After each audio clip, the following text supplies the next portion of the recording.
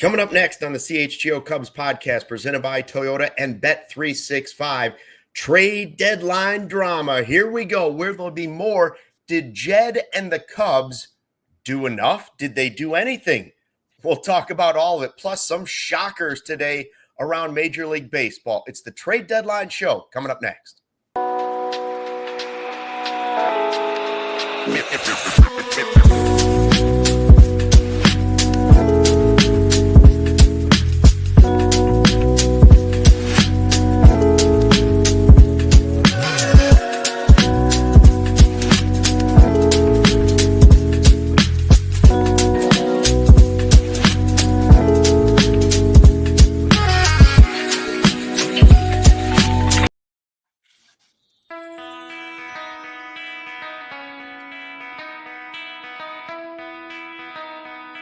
Hey, Chicago, what do you say? It's the CHGO Cubs Podcast, driven by Toyota, Let's Go Places, and Bet365. Whatever the moment, it's never ordinary. Use the code CHGO365 at sign up. Here we go. We've got 30 minutes before the actual trade deadline hits, and we'll stick on at least 30 minutes after the trade deadline hits. So a minimum of a full hour here as the Cubs try to build a World Series contender. Right now, tick-tock. Tick-tock, tick-tock. Lots going on. Joey, Patrick, Jared, and myself will guide you through this. Hopefully some fun stuff happening live. We really, really hope so. But up to this point, guys, there's some teams going all in. There are some teams completely clearing their cupboards. We've had surprise moves, and we've had the Cubs in the last 24 hours add a couple of relievers. I mean, nothing worthy of breaking in and doing an emergency podcast. Let's put it that way. So here we are. Hold on. Check your phone, check Twitter, check everywhere. Willi Castro coming to the Cubs per John Heyman. It just happened? Just happened. Okay. During the cold open. Right as we draw it up, when we hit live. For me, that's the biggest move that they've made. I asked after the Twins started clearing their cupboards, I said, well, all right, well, finally, it's time. Now go ahead and trade us Castro and trade us Ryan, and that will make me happy at the trade deadline. Castro makes me happy in that he's way better than Vidal Brujan, but it doesn't move the needle compared to some of the other moves that are being made when teams are adding Correas and Mason Millers and Bieber, and you go down the list. I mean, it's a nice move if nobody else was making moves. Yeah, absolutely, Luke. I mean, Willi Castro, first off, for those that may not be familiar, the Minnesota Twins right now are hosting a garage sale. And everyone's available right now. So Willi Castro coming to the Cubs, multi-position player. We're seeing in the chat already, Ben Zobrist light, can play a little third, can play outfield, can play center, can play left. Jared, let's just stick on Willi Castro just really quick. What do you think this can do now, just not just for the Cubs bench, but, some depth with maybe Ian Happ banged up, Matt Shaw turning the corner, right? But is he ready for every day in a pennant race, in a division race? Jared, what do you think of Willi Castro? Yeah, I think there's actually a lot to like about this move. This is, it's not the big splash like Luke was alluding to, but it definitely does address something that has been a major need for the Cubs, and that's the lack of real bench depth. It's a pretty big upgrade on that front. And we know, like you said, Happ seems to be okay. He came in and pinch hit yesterday and homered and seems to be all right. But inevitably, you're going to need in August and September, and you're going to need days off for guys. Fingers crossed it doesn't happen, but people do get hurt. And with the bench depth that the Cubs had, they just weren't built for the tough stretch of those dog days of August and then the final push in September. So getting Castro changes that a lot. I think potentially a highly underrated move could be one that we look back on and say that was a pretty significant difference maker. Hi to everybody, by the way, in the live YouTube chat. Gary has been pushing Willi Castro for a long time, and I'm with you, Gary. I'm not saying it's not a good move. I'm just saying there have been some superstars being moved. Willi Castro is not a superstar. He's a nice player that fits this Cubs team really, really well. After Gino Suarez came off the list, he was the position player I wanted added to the Cubs, right? Like, because he fits what they're doing. But then I also want them to go in hardcore on the pitching. They've addressed some of the bullpen. They've addressed a little bit of the bench now. Have they addressed enough starting pitching? Well, I guess it depends if you consider Soroka a starter, or are you thinking that he will be used as a reliever, or both moving forward? What do we have left? Like, guys, we have 25 minutes left. I asked for a guy that could start game 1, 2, or 3 in the playoffs. So far, I don't see that. Joe Ryan was my guy. If you're making a separate trade for Castro, I'm assuming the Joe Ryan conversation is not happening. Otherwise, you just could have lumped them all together. I'm happy. I'm happy with Castro, but Patrick, doesn't it feel you leaving right now? Don't you think Cubs fans overall are a little bit like, hey, man, what about us? Yeah, they should be worried, and they are a little bit worried. But let's look at Castro just for another second, because when you're talking about Willi Castro and what he brings to this lineup, we know that he fits into this lineup, but how exactly does that happen? And that's, he hits left-handed pitching very, very well. He's a 109 WRC plus in general. He's a 131 against left-handed pitching. That is a big deal for this Cubs lineup, or excuse me, against right-handed pitching. I was right the first time, left-handed pitching. Yeah. They kind of need that extra oomph when they have so many left-handed batters in their lineup. That's a big step for them. And you're right. It absolutely raises the floor of their bench when you replace Vidal Brujan with him. Is that the only bat that they're going to add to? I would assume it probably is. I don't know. We also are seeing reports that Joe Ryan is at least being floated out there. Not necessarily to the Cubs, but he's available. It felt like in the 72 hours leading up to where we were now, it didn't sound like he was going to be that. So we'll see. I don't know. We've seen also reports today that the Cubs on any of these big deals aren't willing to move Mo Baller. We've seen reports that they're hesitant to move Jackson Wiggins. And of course, we've had plenty of talk about Owen Casey. So you're talking about and Kevin Alcantara. Like, if you are going to finally make a big move here in the final 20 minutes before the trade deadline, and you're going to get a Mackenzie Gore or a Dylan Cease. Cease, of course, would be the rental. But if you're going to make a big move and get, for me, it's either Ryan or Gore, then you're going to have to move some of those guys, right? Well, absolutely. I mean, when it comes to Castro also, I mean, a lot of these moves feel a little bit like an amuse-bouche, right? And we're kind of waiting for the entree to come out. The good news about Castro, right, is that for Cubs fans out there, he started the season offensively in terms of posting stats very poorly. He has turned it around offensively, and maybe this is that small marginal move that kind of proofs the offense a little bit in case they do lose somebody. They can have somebody slide in there right away. I am really curious to see what the return is because, Luke, I mean, I think what we're learning here and what we're going to see in the next 20 minutes is that there are teams right now, especially like the Padres. I mean, did you see what the Padres have been paying? They've tossed off their number 1 prospect, their number 3 prospect, their number 13 prospect, their number 14 prospect. So I know we're going to find out in the next 20 minutes what Jed is or isn't going to do. But ask yourself this question, Cubs fans. I mean, the prices right now are incredibly high. These sellers right now are really getting some great return right now. So a lot of the people that have been prospect hugging the last couple of weeks, is Jed willing to go into that deep pool to get some of this done? We've talked about Joe Ryan for a while right now. He would be an entree, 1,000%.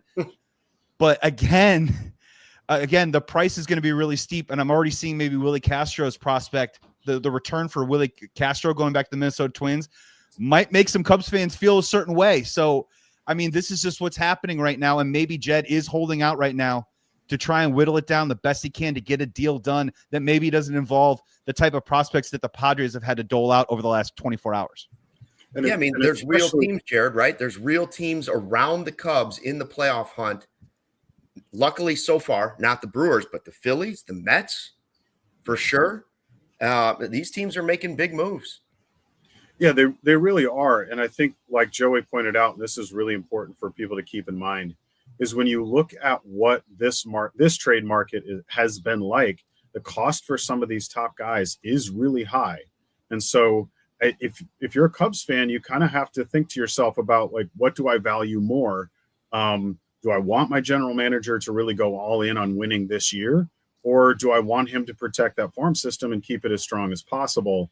Because it's really hard. It's looking like, if you want a Mackenzie Gore or someone like that, it's looking like it's going to be very tough to walk that line and not commit to one or the other. So you either kind of have to decide, I'm okay with them being a little quieter at this deadline for the sake of protecting this deep farm system, or you have to be okay with, we're going to sacrifice some of our minor league depth in order to go big and really try to win this year.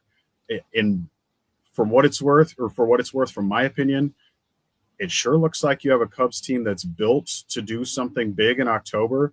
And if it's me, I kind of lean toward, like, you go all in on that. You don't know how many chances you get to get into the playoffs and make a deep run. So if I'm Jed, I lean that way, but everybody feels differently. Yeah, I mean, the Cubs haven't been in the postseason since 2020 COVID here. And so when I saw Jared light up the stogie in his backyard, I thought, oh, is this a victory cigar? Is this a big trade? Is this like when ESPN does that? I thought that's what it was happening for us. Still, we're taking and waiting. I'm holding out total judgment on what the Cubs do at this trade deadline until it's over. I've been checking my phone just like you guys are, that Ryan still might be moved. Again, if they were to add a Ryan or a Gore along with Willi Castro and beefing up the bullpen with the two guys yesterday, then I like their moves. It's not as crazy as some of the other ones, but I also don't want them to totally mortgage the future. But when you haven't been to the postseason since 2020 and you're the Chicago Cubs, aren't we supposed to also believe in how this team develops players? So you draft them and you develop them. That's when I look at the teams that are making some of these moves, it's like, well, look at some of the players that they've moved on from. Look at what the Houston Astros are doing. They lost Bregman and Kyle Tucker, and they might now be the favorite in the American League. And all they do is they bring back other prospects. They lost the guy we traded, Paredes, for the rest of the season. So they go back and they get Correa because they keep developing players. And that's why they're constantly in this. So that's the biggest thing. I want the Cubs to be so good at developing players that trading away prospects is not a big deal. That's where I want this to be. And maybe they're not there yet. But, boy, when you see some of the moves about some of these teams that are going all in, it doesn't guarantee that they have a better chance than the Cubs because moves don't always pay off. But right now, I think the heat is on, man. I know Jed Hoyer's got a contract extension, but there are going to be a lot of angry fans if all you get is a really good utility man in Willi Castro and some utility guys. I don't think it's enough. And just really quick too, Merrill Kelly return right now, number 5 prospect from the Rangers, number 9 and number 13. Okay. All right. Also from Tommy Birch, who covers the Iowa Cubs. He said the full tweet is Miguel Amaya catching and hitting second in tonight's Iowa Cubs game. Kevin Alcantara, Owen Casey, James Triantos, and Jonathan Long are all currently in the lineup right now. What the Cubs have added so far, in addition to Castro and the guy who's played 5 positions this season, Soroka and Kittredge, right? We know Soroka could possibly be a starter, but most likely he's an addition to the bullpen. And Kittredge too. What they added was 2 guys with some peripheral numbers. Not everything says, oh, look at this guy's ERA is spectacular. What they have is a really good K rate. And the Cubs bullpen has the worst K rate in Major League Baseball. So they've added 2 guys that can get some strikeouts in the bullpen. Was it a need? Absolutely, it was a need. Did they give up a lot? It sure doesn't seem like it.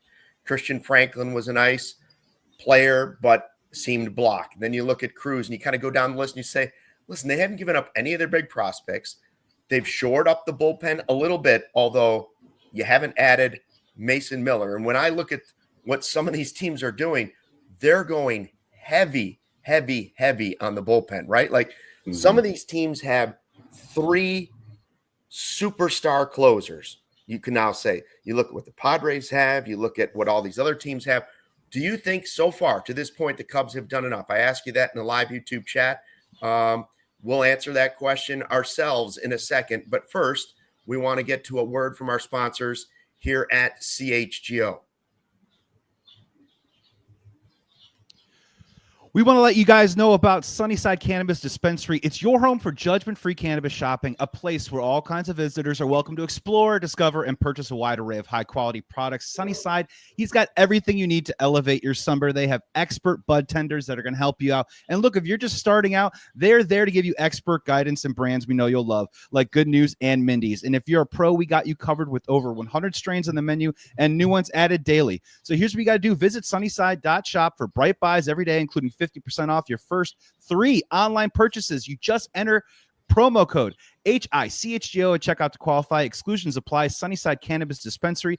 Bright buys every day, only for 21 plus or Illinois medical card holders. For existing users, remember, use promo code CHGO50 and you'll get 50% off one Cresco Labs brand item. Sunnyside, check it out today.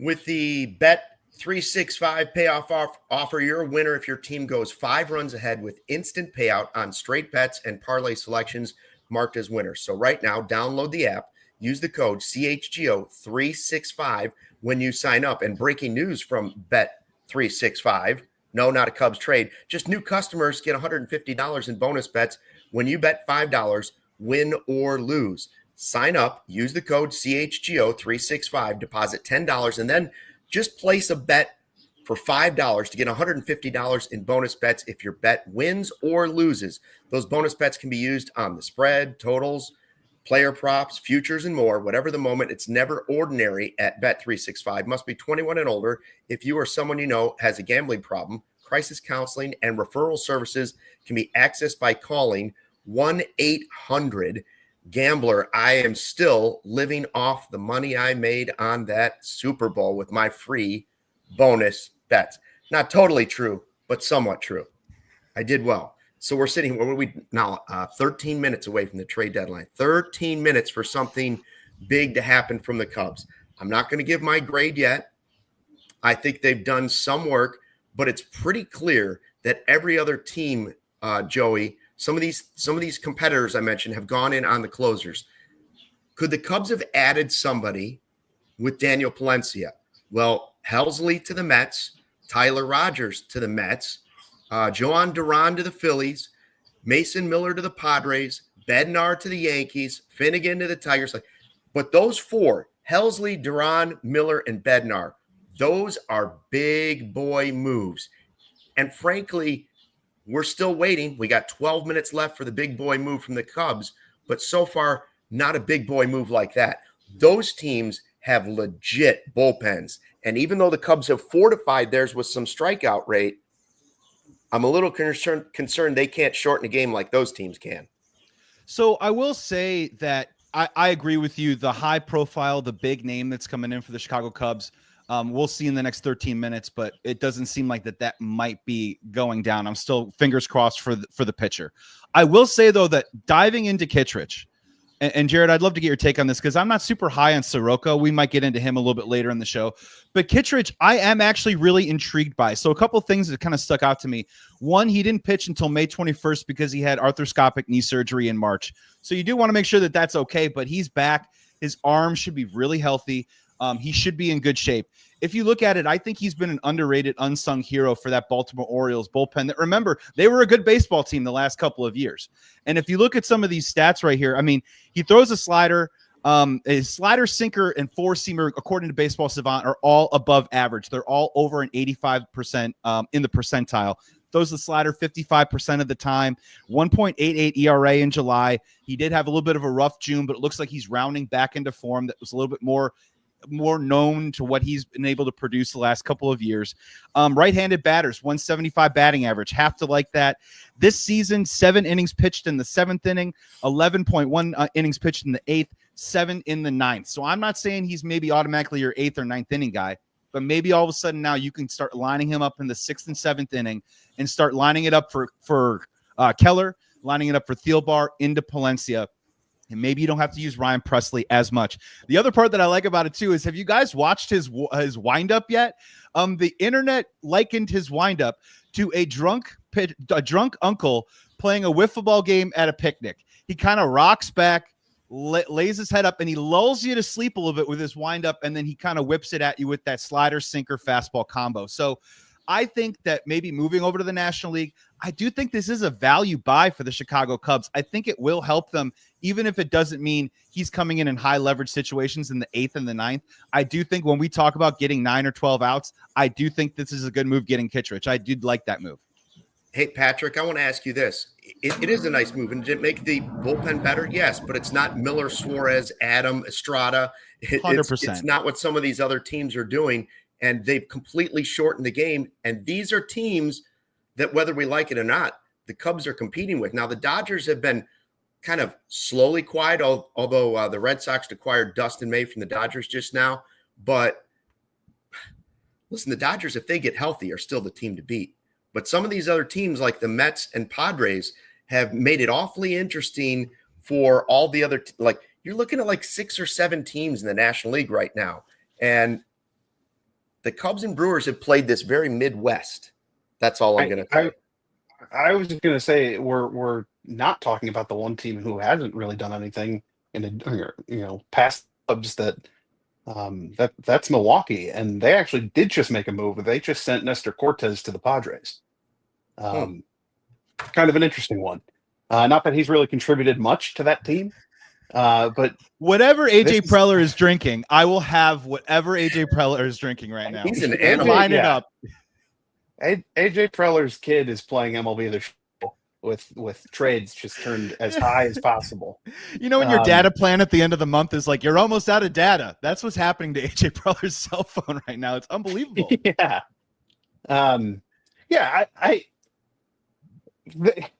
It's really interesting that you kind of say that. What I am looking at right now, would you rather, there's 8 minutes left until the deadline. Would you rather be in on a high leverage reliever?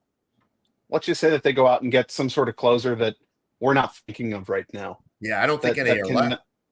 I don't know if any are left either, but let's just say that they do. Yeah, well, maybe a guy who lost his job in New York. Hypothetical. Okay, here we go. Patrick, what do you got? Maybe. Or someone like Adrian Hauser. Like what would you rather have? Adrian Hauser right now? Right? Okay. So I am 100% a part of that. Because I also think that Adrian Hauser's probably better than some of the names that have been floated out there as being that middle tier. And we're also talking about someone who has 7 years of experience with Craig Counsell and someone who I don't know the best way to put it, is playing the best baseball of his career right now. That to me is a very interesting person who we have not seen shipped out of, we haven't seen shipped out from the White Sox yet. That would be insane to not do so in the next 7 minutes.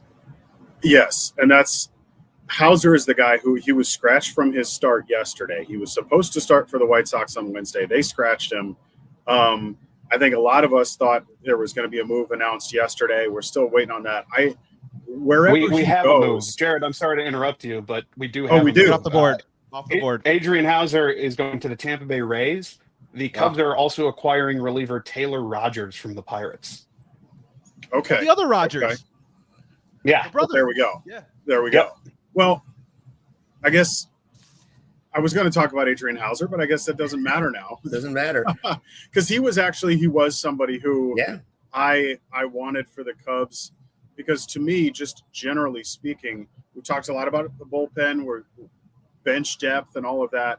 But I think when you look at the starting pitching, it feels like that's a group that needs another arm. They need somebody, because you lost Justin Steele. You've not really replaced him. And so when you're thinking about pushing to win the division in these last 2 months, about lining up a rotation that can win you a playoff series, I still think like there needs to be somebody else. We've got 5.5 minutes before maybe that happens. But I go back to what I said earlier. If it's going to be a big name like Gore, just brace yourself for, some of those Iowa Cubs we just talked about maybe getting pulled out of the game because they're headed elsewhere. But that to me, if here at 5 o'clock when the time comes, if I'm grading this trade deadline, the biggest box that I feel like needed to be checked that looks like might not get checked is that starting pitching depth. even if it had been somebody like Hauser, who isn't necessarily going to be an ace, but really, really like lengthens out that rotation in a way that they needed. So to me, it's going to be a tough battle if they're not going to do that.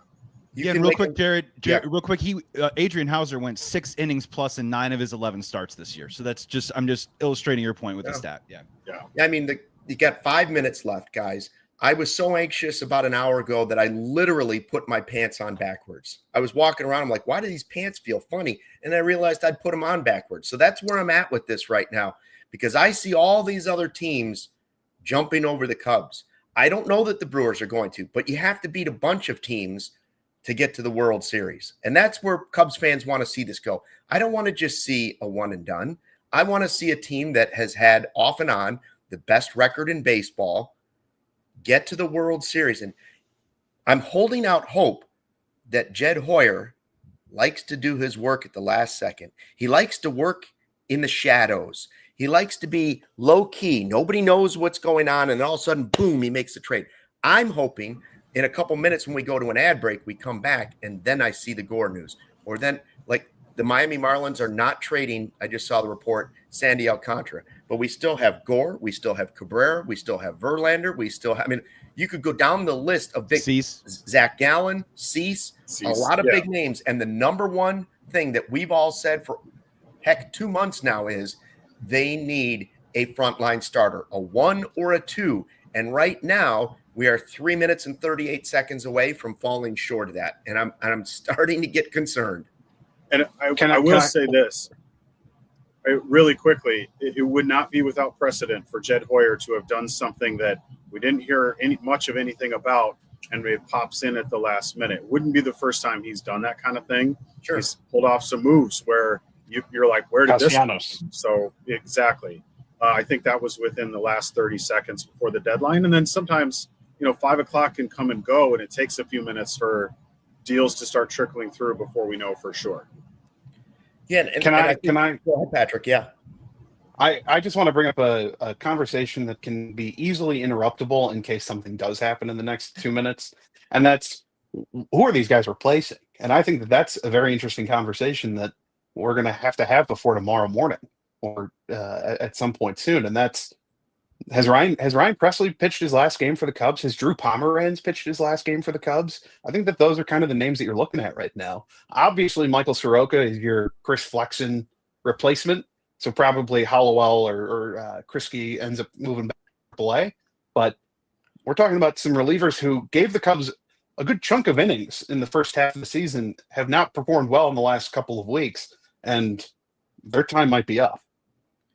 Yeah, and we've made the executive decision. Normally we'd be taking a break here in 2 minutes, but we're going to push that another 10 minutes to push us through, at least to see, give Jed an extra 10 minutes before we take a break. I'm pausing because there's a trade alert coming up on MLB Network, and it's just the Correa thing over and over, and they've done it to me 10 times, and I can't take it anymore. I know Correa was traded to the Astros. It's not a trade alert anymore. I can't take this anymore, Jared. I can't take it anymore. We're almost there, Luke. We're almost there. I've done this show 4 years now, and I'm still waiting for the big trade that's going to get me excited. Willi Castro is the most exciting thing I've seen so far. And that's nothing against Willi Castro. I like him, but he's not the level of move I'm still looking for. Yeah, I mean, as we are literally down to under 60 seconds before the deadline passes, at least, I'll say again, it could be 5:02, 5:05, and you're still hearing word of some things, but we're just about there. But yeah, to Pat's question, I think that's an important thing for people to consider is the 40-man roster was full before the moves that were made today. So there are some changes that are going to happen. I think a lot of Cubs fans would be fine with Presley being done. He's been a disappointment, to put it lightly, given what they kind of thought they were getting when they traded for him. But yeah, there's a couple of other guys who have given you some valuable innings who are probably done. And that's, those are moves that a team has to make when you're pushing into the last part of the season. I see people in the live YouTube chat. Some starting to get anxious. Some are past where I am for anxiety right now. Some blaming it on Tom Ricketts. I don't think this one has anything to do with Tom Ricketts. This one has to do with the price being very high for pitching, and some teams have been willing to go do it. A lot of those controlled pitchers have been held. A lot of times you can get more for that guy, a la Chris Sale, in the offseason when there's a bigger pool of teams looking at that player. And then you can also go get guys that have been drafted this year, so the pool of players you can pull from in your return is bigger. I understand that from some of those teams, but I also understand what some of these teams are doing that are going for it. Like, they believe it's time to go win. And gosh, I hope something comes across, because at the moment the trade deadline has passed, and I'm just hoping that in the next 10 minutes we'll get something that has trickled by. Because if we're sitting here in 30 minutes and Soroka is the frontline starter that they've added, because I thought he was going to be a reliever, or they're just counting on Tyone bouncing back and being that guy, and the return of Assad.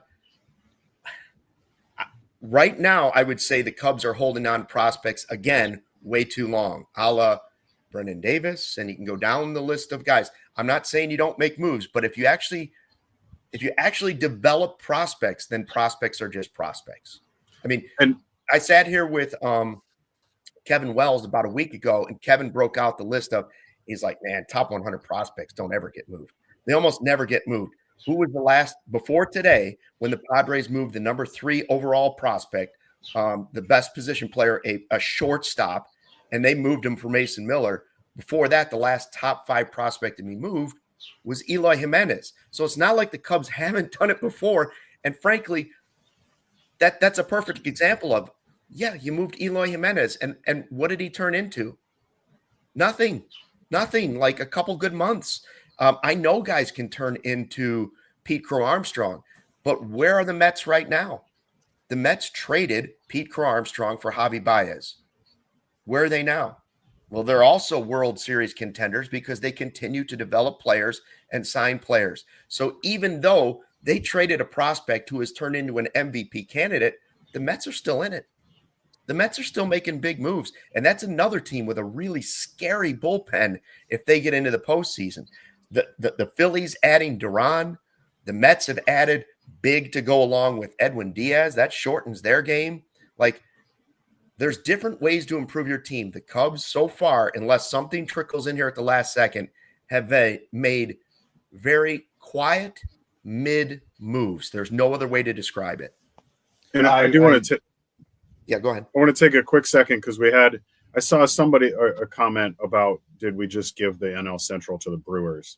And I think I can see why you'd be tempted to ask that, but I think it's also worth looking at, for as much as it feels like the Cubs had a quiet deadline, look at what Milwaukee did.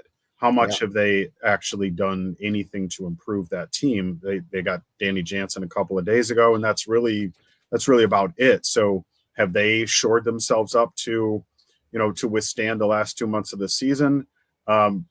Less so than the Cubs, and they're one game ahead of the Cubs right now with, 5 games to play at Wrigley in a couple of weeks. And so to answer that question, I would say no, they didn't hand the division to the Brewers at all. I think if anything, you could flip that and say, if you're a Milwaukee fan, you kind of have to look at this deadline and say, where were our moves? We're right up here at the top of the National League, and we didn't do anything. So I think Morton to the Tigers from the Orioles. So there's another Griffin Jacks to the Rays. Yeah. And so this is and I hope I get the chance to burn these words in the next 5 minutes, right? Too. Okay. But here's the thing though. Look at these deals and look at the teams. These are all teams with the best records in leading their division in Major League Baseball. And what the problem is right now is that if this is what the Chicago Cubs did, I can sign up and co-sign that we are marginally getting better, that our depth has gotten better.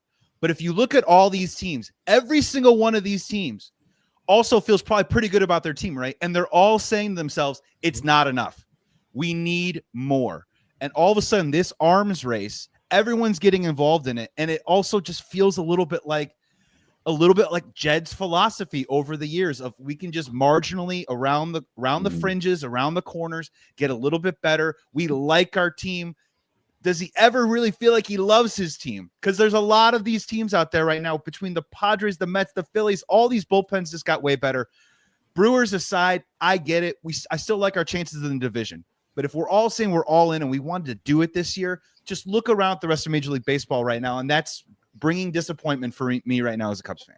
Montana Shy in the YouTube chat, by the way, must have slow internet. He's saying the Mets argument is dumb. They traded PCA and still are at the top of the division, which is exactly what I said. I agree with you. Juan Soto. Okay. He just hasn't. I'm just hoping that Stuckey hasn't seen this one, and I just want to get his reaction. Mackenzie Gore, no, staying put, not moving anywhere. Time to put the pants around. There we go. The pants on now the pants just come off. Now the pants are off the rest of the day. Here's what I don't understand. The pants would have come off if they had gotten them, right? This is what I don't understand. We know Jed is a more conservative general manager, right? Like, has he made some big moves with Theo? Yes. His biggest move, most splashy move, was Kyle Tucker this offseason, which could be a one-year rental. And he gave away a really good prospect for it, right? That's a bold move. Why would you make that move and then not make another one? I don't understand being, no matter what the price, if you're going to make that move for Tucker, I don't know why you're going this way. They're lucky right now that the Brewers kind of went with the same mentality, the same Midwest mentality. Like, we're good enough. That's my, the Hoosiers line. My team's on the floor. My team's on the floor. They made minor adjustments, improvements. I'm not denying that. They've made improvements, but some other teams have made big boy improvements around them, and they're in the National League, and they're teams the Cubs are going to have to compete with if they get to the postseason. So, yeah, I know the Brewers didn't make huge moves, but the Brewers aren't the Cubs in that the Brewers can't afford to make those big moves because their franchise is built on those prospects having to get to the majors and hitting. That's what the Brewers are built on because they don't have the money to fix the problem.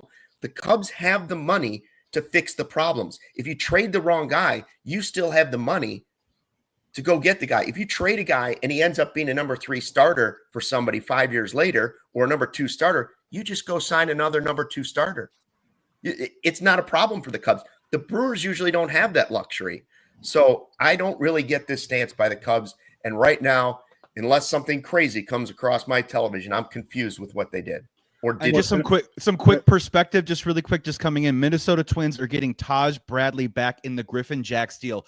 That guy has been in the rotation all year long. So the Tampa Bay Rays are basically saying we're willing to move on a valued asset who honestly was potentially a tie to the Cubs in the top 30 potential trade fits, whatever that came out about 2 weeks ago. The Tampa Bay Rays are saying we can move on from Taj Bradley right now. And we feel like that not only can we compete with Griffin Jax now, but we got people in our system. We know how to scout, and we're going to be able to replace him in short order. And I'm just saying that because we talked about Ben Brown a whole lot, and that's basically what the Tampa Bay Rays did. They basically said, take our version of Ben Brown. We want a high leverage reliever back. And Griffin Jax, great swing and miss.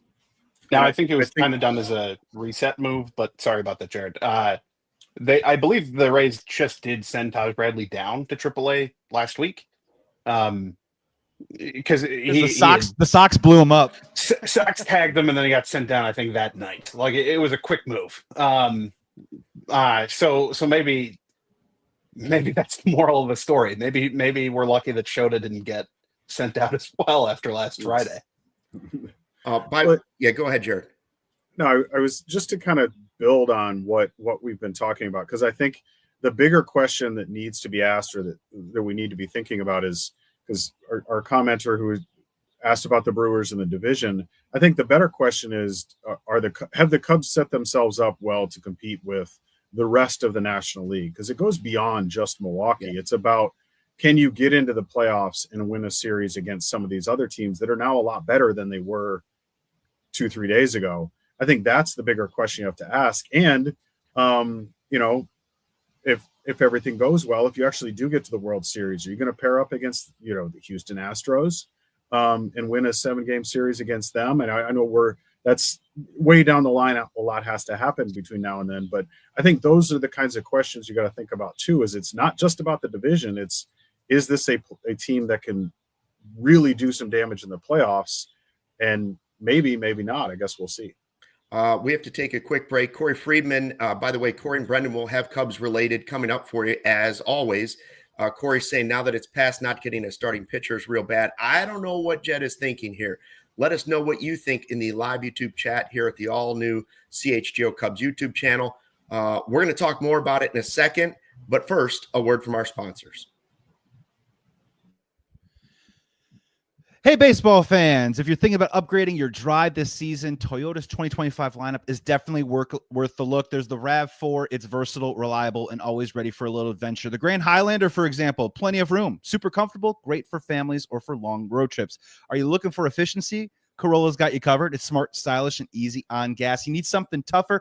The Tacoma brings serious durability. And finally, my first car ever, the Camry, sleek and packed with performance. Summer starts here. From adventures to weekend escapes, versatile lineup is ready to ride with you for amazing deals to match. You can check out the full lineup at Toyota.com or stop by your local Chicagoland Toyota dealership. Toyota, let's go places. I also want to tell you, it is the perfect time to become a CHGO diehard. We are doing a live stream right now with the trade deadline. We got a rooftop event August 15th.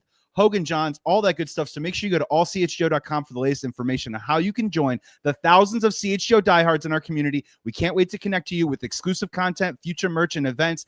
Take your fandom up to an even greater level. Something like 1,000 new diehards just in the last couple of weeks. Yeah. Hey, just like our favorite team needs a home field advantage, your favorite home, your home, needs a home flooring advantage. Empire Today can help you get it. They have flooring experts, dedicated professionals. We've all been to the big box store. They might have a flooring department, but the person helping you there, they also might have been selling sinks yesterday. They might be stocking light bulbs tomorrow. Empire Today, they live and breathe flooring, and you can get clear upfront and all-inclusive pricing. So schedule a free in-home estimate today because some things are just better at home. CHGO listeners can receive a $350 discount when using the promo code CHGO. You heard me right. $350 off with the promo code CHGO. Restrictions apply. Visit empiretoday.com/CHGO for details. This is our trade deadline show. And right now it looks as though it is official. The Cubs are not going to pick up a frontline starter in a 1, a 2, or a 3. If you count Soroka as a starter, he's added some depth, but the Cubs have decided to stand pat with a lot of their prospects and whatever else was being asked for the likes of Mackenzie Gore or Joe Ryan or whoever might else been on the list that you might have been thinking about. When you look at, I want to talk about the Cubs' strengths, their weaknesses, and maybe some wild cards on this team moving forward. But remember, they're a game back of the Brewers. The Reds, who made way more moves than the Cubs in my mind, are 7.5 back right now. You got playoff hopefuls: Mets, Brewers, Dodgers, Cubs, Phillies, Padres, and Reds. For me, that's really about it in the National League, guys. And almost every team on that list, other than the Brewers, made some pretty significant moves. I guess it's the Brewers, Cubs, and Dodgers, you would say, who didn't make the biggest of moves. But, of course, the Dodgers had a crazy team going into the season, and if they get healthy and they add Blake Snell and yada, yada, yada, they're still the favorite. So I understand why the Dodgers didn't have to do anything crazy. The Cubs haven't been to the playoffs since 2020. It was time to make a big move. And for me, they made some middle-of-the-road moves, and gosh, it feels like maybe it'll turn out to be the right move. Maybe Owen Casey will turn out to be a Hall of Famer. Maybe Mo Baller will be a Hall of Famer. I wouldn't have traded Shaw because you have no answer at third base if you trade Shaw. But there were other guys that I would have traded that you could have turned the attention of the other franchise and said, well, you could have this guy. You could have this guy. There's no way that a team was so set on just getting Matt Shaw or Mo Baller that it was every team was being turned away. There's way too many possibilities out there that didn't happen for the Cubs, and it seems disappointing to me, Joey. Go wait, Pat, go real quick. Just really quick. At some point, we also have to have a very uncomfortable conversation of what Owen Casey's presence on this team past July 31st means for Kyle Tucker. We do. It's a conversation that has to be had. And I think, yeah. No, go ahead, Jerry. Two things. Number one, I will say, just maybe to inject not necessarily positivity, but a little bit of a silver lining sort of perspective, because while a lot of us did have our sights set on top tier starting pitching, earlier in this show we read a long list of those kinds of guys that didn't move at all. This wasn't just about like, oh, the Cubs missed here. They didn't go anywhere. And so it could just be that across the board, the market just wasn't there. And so these guys just weren't going to go. Mackenzie Gore didn't move. Sandy Alcantara didn't move. And so it's not necessarily that, hey, the Cubs missed the boat and these guys ended up somewhere else. They stayed put. So there's that to consider. I think along with that, as the Cubs are currently constructed, this is a team that has been good enough to ride through the gauntlet of the first month of the season and come out of that with a really good record to still be right at the top of the National League, even though they played 500 baseball in June and haven't been exactly red hot in July. They're still one of the best teams in the National League with the roster that they currently have that is better now than it was a day or two ago. So there's that. But I don't want to just skip right past Pat's question because I think that's an important one. You know what, well, Joey, it was a question that I asked like a week ago. I said, what does it mean? What does it mean if he's here? Does it mean that they didn't make a big enough move? And I think the answer is very clearly yes. That's the answer. They didn't make a big enough move. That's why he's still here. And it wasn't like just Casey. It was if Casey or if they don't trade somebody from that group, have they not done enough? My answer is yes. I mean, history will play it out, but my answer is I understand what you're saying, but it's very glass half full. And as a Cubs fan, I'm never glass half full. I'm always glass half empty. So the answer is no, they didn't do enough. I completely agree. I imagine we'll get around to grades at some point in this episode, probably pretty soon. But I think, Jared, you made a fantastic point, and in many ways you took like the words right out of my mouth, that if there was a silver lining, at the very least, we're not like prospect comparing and saying, why didn't we go in on Edward Cabrera? How could we not land Cease? Jed couldn't get the deal done for Mackenzie Gore. I understand all of that. It also, to Pat's question, this is a little bit of Jed saying maybe there haven't been some wink, wink, I'm loving it here in Chicago assurances. I'm going to do my free agent tour, but we'll always be in contact and we'll maybe give you the opportunity to put that one penny or that $1 on top of whatever the top offer is out there on the market. And maybe Jed's covering his bases. It could also mean too, as well, that the configuration right now of Ian Happ, PCA, Kyle Tucker, Seiya Suzuki, one of those guys might not be on the team next year. That is also another possibility, but we have to play this season out and see how it goes. I will say, and if it's cool, Jared, I want to throw it back to you just really quick. I want to get your take on the other version that me and Luke were talking about, was that if we didn't land the high-end starter, and if we were going to go with this quantity over quality and we were going to do depth, that to win in the playoffs, we have seen it. There is a track record for it, that if you can knock down 12 outs and get 4 or 5 innings from your starter, or if you have to go to the pen early, can you cover those outs with enough guys and with enough different mix? Now, forgive me, I haven't done the deepest work on Taylor Rogers yet, but I want to ask you about Soroka. Is Soroka somehow now some sort of X factor? Because I'll be real with you, I didn't really like what I saw from him from the White Sox last year. You can't run away from the numbers. He was 0-10. I get it, on one of the worst baseball teams ever. He's 6'5". He's big. He's got a nice slurve. I understand that his expected ERA the rest of the season is 3.26. But man, they are trusting the lab, Jared. I mean, what are you expecting from Soroka moving forward? And is he that now swing X factor to cover innings until Assad and Tyone come back? Like, what is their thought process, you think? I do think so. I was a little surprised to see that move because Soroka doesn't really strike me as a realistic rotation option at all. Because I also, I cover the White Sox along with the Cubs. I watched a lot of Mike Soroka last year. Didn't look great. And so to me, the best fit for Soroka is in the bullpen. And maybe he's useful for bridging a couple of innings. If you are pulling a starter after 4 or 5 innings, he's good there. But if they brought him in because they think he's going to help with the rotation depth, I don't like that move either. I don't think that that's where he's going to benefit the team the most.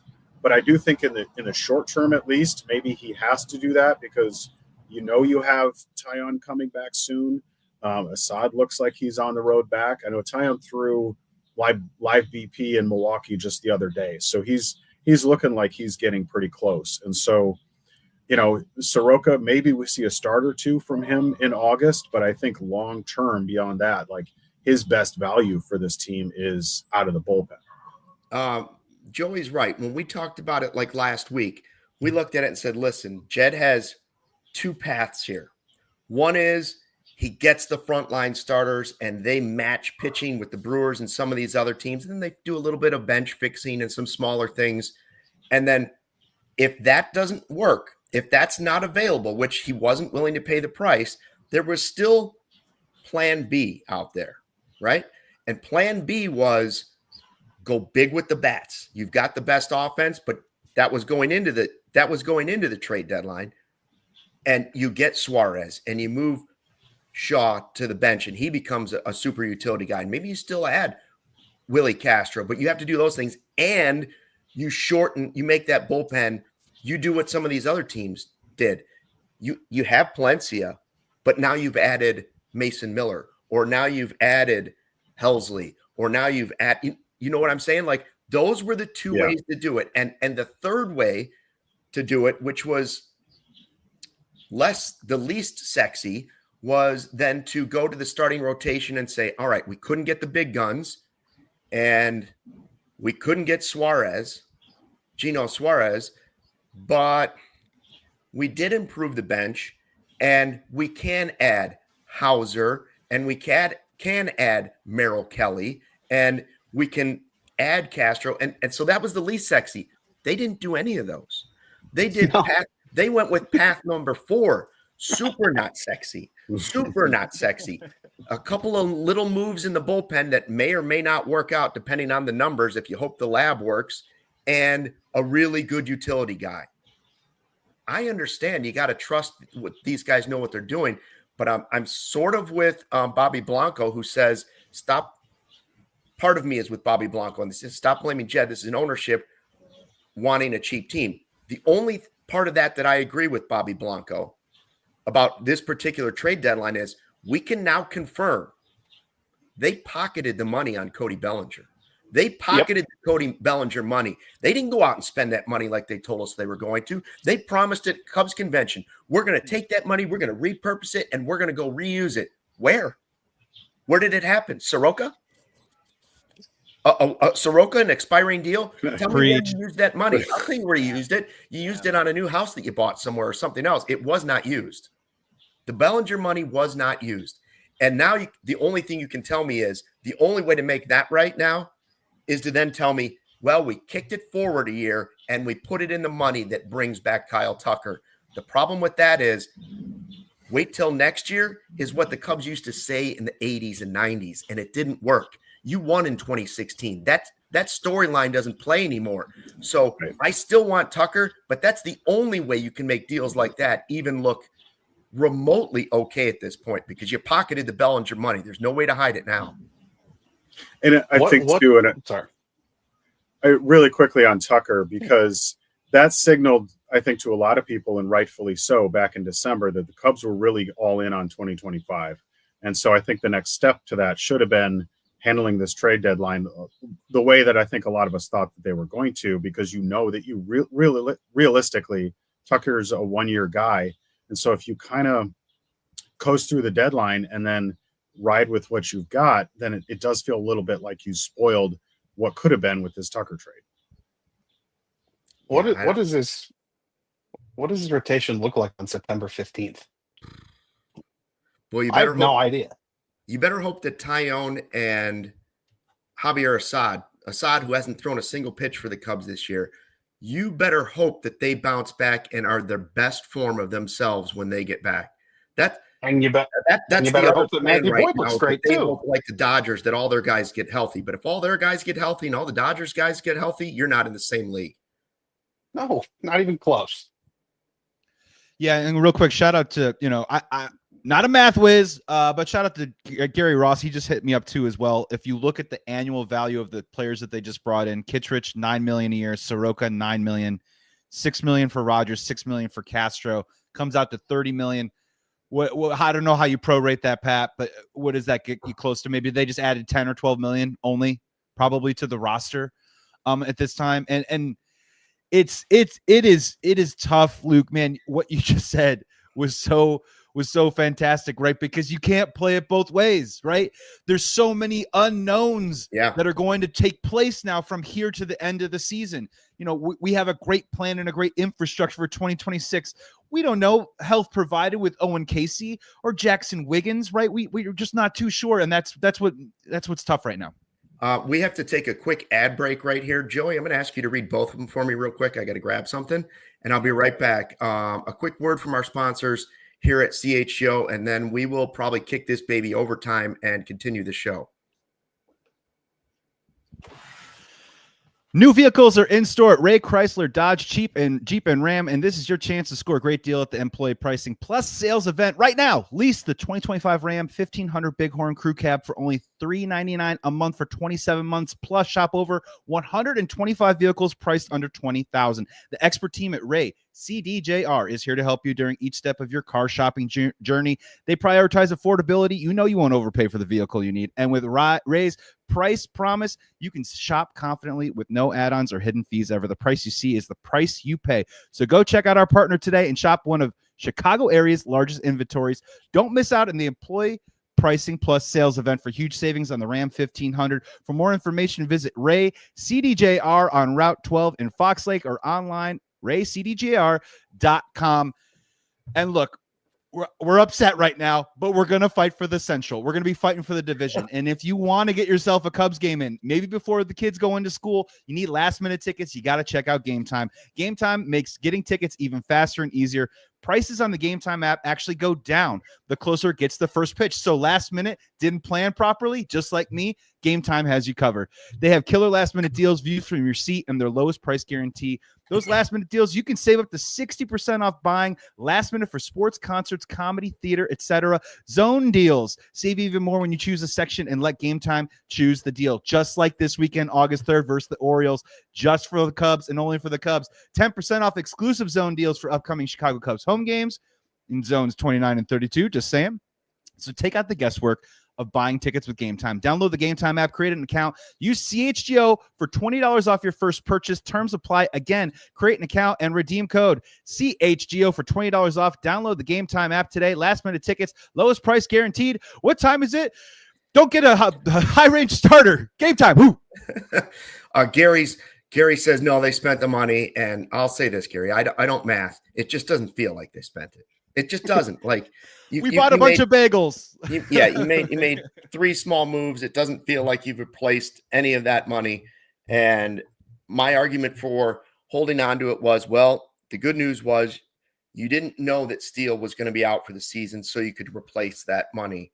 You could at least put it in the right spot. And for me, that was going to be a frontline starting pitcher because, by the way, you still need that next year now too, for those of you that want to kick this down the road another year. But I just don't think they've done it. I don't think they've done enough. We just named all the teams that we said are contenders in the National League. The Cubs still are in the mix with those teams, but if they get to the postseason, I know baseball is funny. But those teams some of them have incredible bullpens. Some of them have incredible offense. It looks like some teams are really serious about trying to win this year, and the Cubs look like they're kind of sort of interested in winning this year. And the mistake I think that is because, one, you haven't been there in a long time and your fan base is desperate for it. And number 2, you're getting a career year out of Matthew Boyd. You're getting a career year out of PCA. You're getting a career year. You can go down the list of guys that are giving you exactly what you asked for, the exceeding projections. Guys are exceeding projections all over the place. So it's the perfect time to make a big move that will help you this year and next year. I don't know what teams were asking for. I just don't know how they're the one team all over the national media as well. Everybody's asking, what are the Cubs doing? What are they waiting? Where's their big move going to be? Everybody thought it was coming.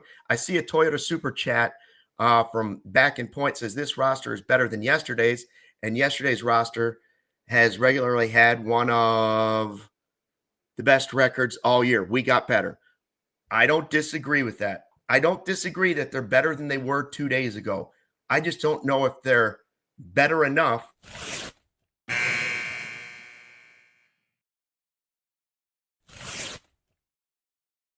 For those of you that are with us, join on over to the YouTube here on CHGO Cubs. I forgot we're going over time.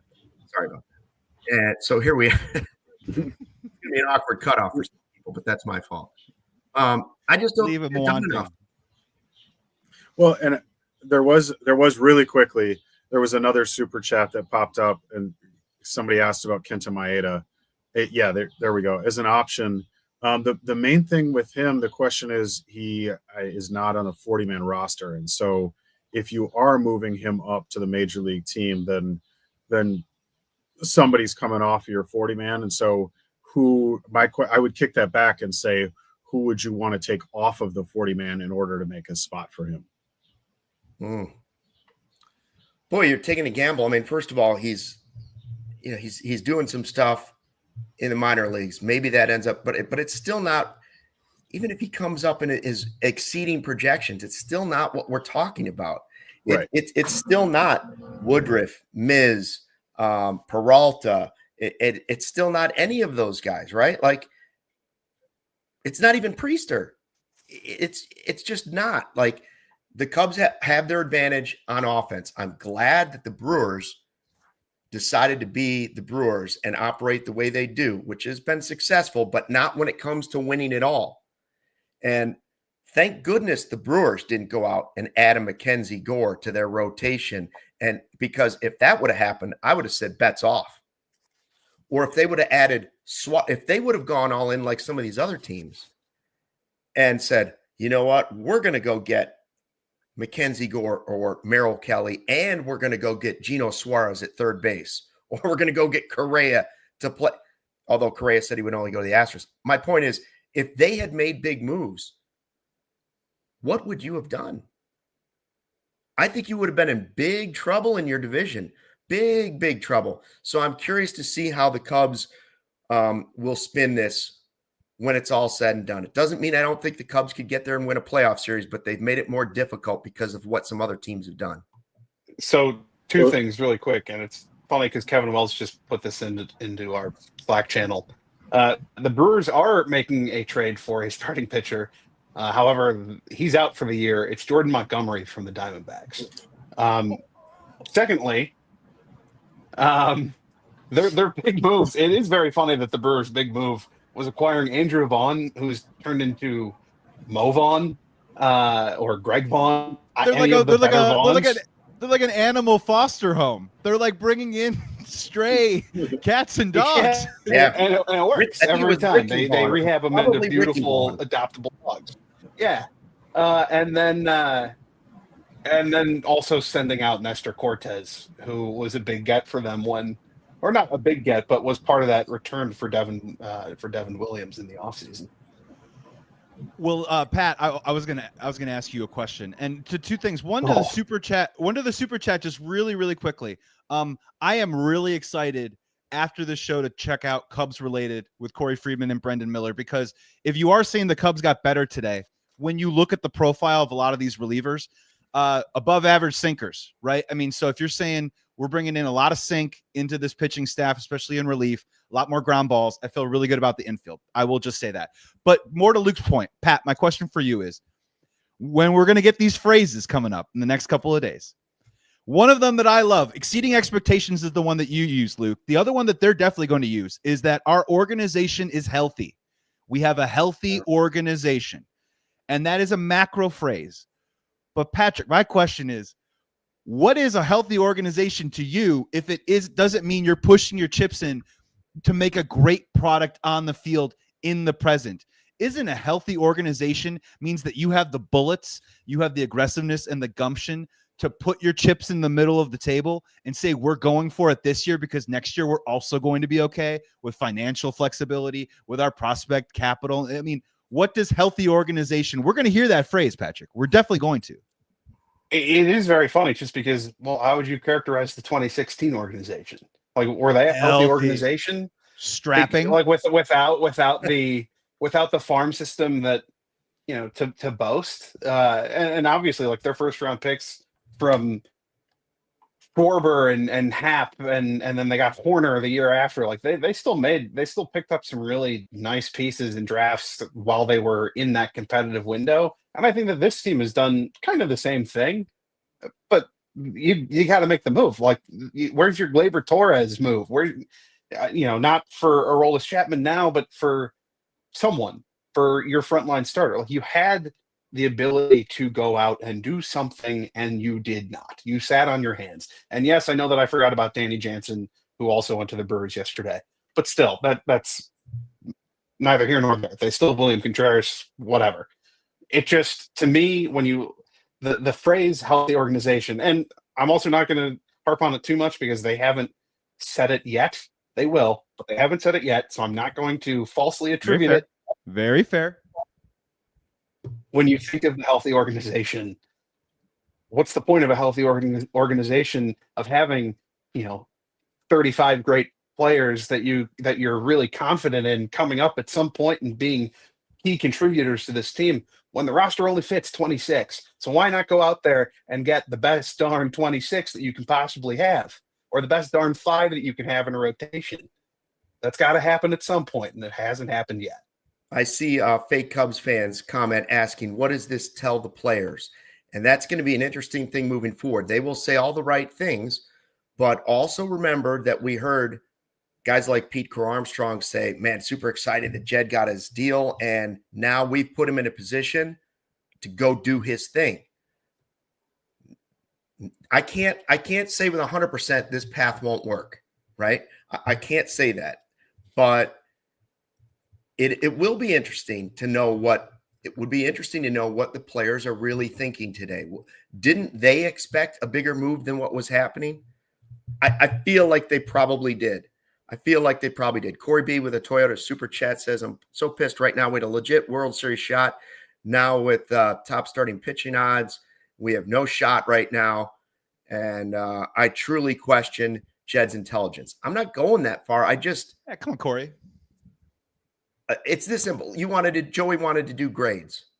If I want to sit here and do a grade, it's a D at best. I can't even give it a C. I can't, because you have to compare it to what other teams did too. If other teams made no moves, like the Brewers, like even within your division, I think the Reds did more, adding Ke'Bryan Hayes and some pitching. Like maybe they did the most in their division, but this isn't for me, this season hasn't been about the division when you had guys exceeding projections all over the place. So I can't give it more than a D. Joey, who do you have? What do you have for a grade? Yeah, I'll line up. As it sits here, unfortunately, I feel the phrase "don't confuse activity with accomplishment." Am I getting that correct? Something like that. I said on the show about a week and a half ago, I put the over/under at 2.5 players. They're bringing 4 new guys in. Whether they are the names that were on the list or the names that you were dreaming about when you went to sleep at night, they probably aren't those names. But they are bringing in players. They are bringing some fresh blood. And honestly, the way this team's been playing the last couple of weeks, I don't think it's going to have that jolt that maybe, a Nick Castellanos would have had in previous seasons that kind of catapulted a team and got on a little bit of a hot streak. But they are getting a little bit better. Having said that, I'm thinking more C-, Luke, where it's like a passing grade of they did bring in 4 new players. They were active. We'll see what that accomplishment is going to look like as the rest of the season plays out.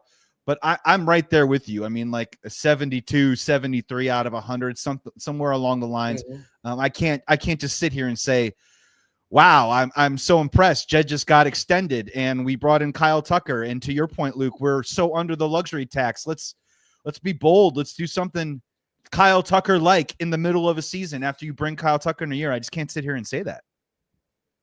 To me, this gets a D for disappointment. And the reason why, congratulations, you've acquired essentially Andrew Chafin and Ryan Tepera from 2021 again. And that's what you're doing. Bold. And hey, you're right. And hey, that worked until it didn't. until that worked ahead of the deadline. That worked until they went to the White Sox, and I forget where they sent Chafin. The Athletics, maybe. Regardless, it could have been more. And how many hours did we put into just the four of us in general, whether it was off air or with Luke on a show? How many hours did we put into the starting pitching conversation? A lot. For that to not matter at all. Gone, done, whatever, finished. I still would consider them the favorite to win this division at this point. I would. Yeah. But what does that mean for you in October? I don't think it means a whole lot right now. Jared, what's your grade? Yeah, so I'm looking at this just from the perspective of if you use kind of the baseline of what the expectations were. And to me, there were three things. There was bench depth, shore up your bullpen, and add like a legitimate starting pitcher. I think they did two of those things. They maybe didn't shore up the bullpen quite as much as we'd hoped, but they did do that.